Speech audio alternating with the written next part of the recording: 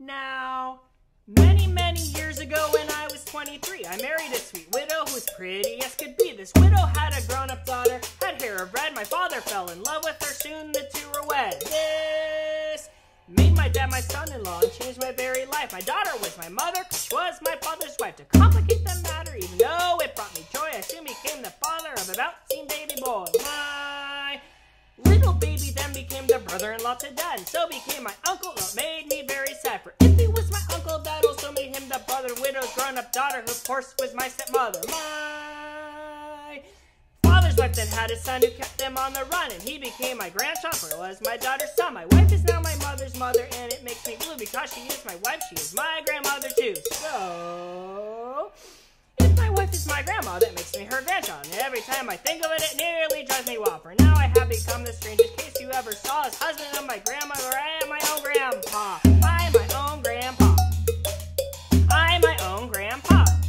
It seems silly, I know, but it really is so. I am my own grandpa. So I could stop there. It's a funny story, interesting, kind of hip, but I wanted to see how fast I could say it. So for your listening amusement, here we go.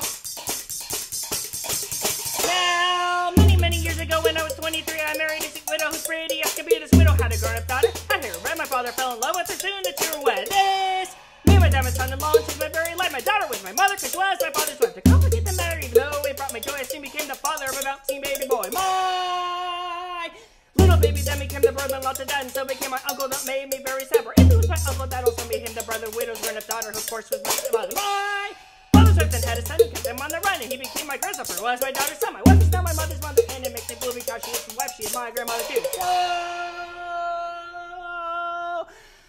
if my wife is my grandma, that makes me her grandchild, and every time I think of it, it nearly drives me wild. For now I have become the strangest case you ever saw, as husband of my grandmother. I am